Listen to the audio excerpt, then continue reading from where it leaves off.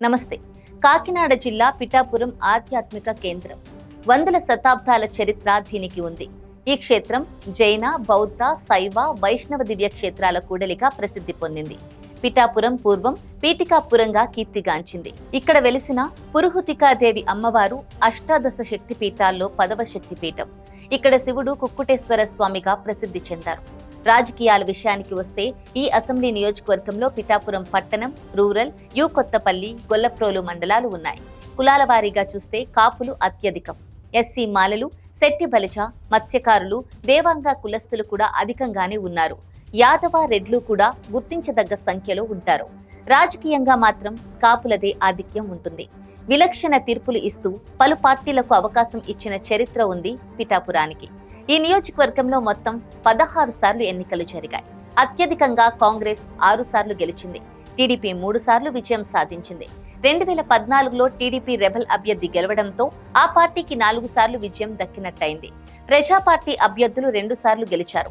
Communist, BJP, Prajarajyam కూడా ఒక్కోసారి గెలిచాయి. 6 పార్టీలకు పిఠాపురం ఓటర్లు విజయం కట్టబెట్టడం ఓ ప్రత్యేకత. కులాల వారీగా చూస్తే 11 సార్లు కాపులు గెలిచారు. 3 సార్లు వెలమలు విజయం సాధించారు. 2 ఎన్నికల్లో రాజులకు అవకాశం దక్కింది.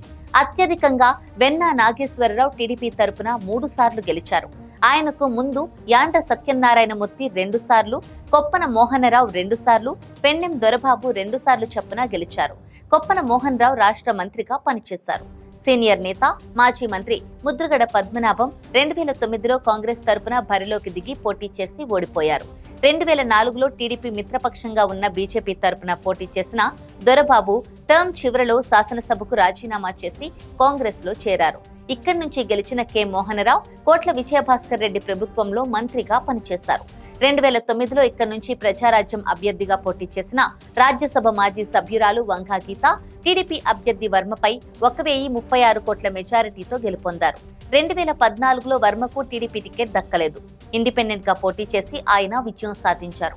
1989 నుంచి ఇక్కడ ఓసారి గెలిచిన పార్టీకి రెండోసారి అవకాశం రాలేదు.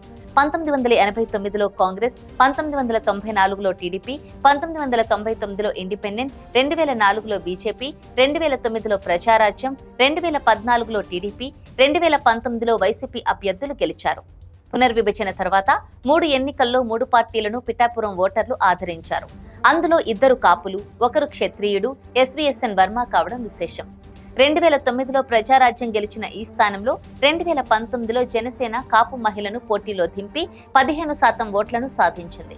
28,000 ఓట్లతో సంతృప్తి పడింది. 2009లో పిఠాపురంలో ప్రజారాజ్యం నుంచి పోటీ చేసి ఎమ్మెల్యేగా గెలుపొందారు వంగా గీత. అక్కడి ప్రజలతో ఆమెకు ప్రత్యేక అనుబంధం ఉంది. అందువల్ల వచ్చే ఎన్నికల్లో కాకినాడ పార్లమెంటు నుంచి కాకుండా పిఠాపురం నుంచి బరిలోకి దిగుతున్నారు.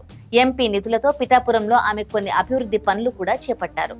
ఈసారి పిఠాపురం నుంచి తాను పోటీ చేస్తానని పవన్ కళ్యాణ్ ప్రకటించడంతో ఇక్కడి రాజకీయం పూర్తిగా మారిపోయింది. టీడీపీ నుంచి పోటీ చేస్తానని భీష్మించుకుని కూర్చున్న వర్మను పవన్ కళ్యాణ్ సముదాయించారు.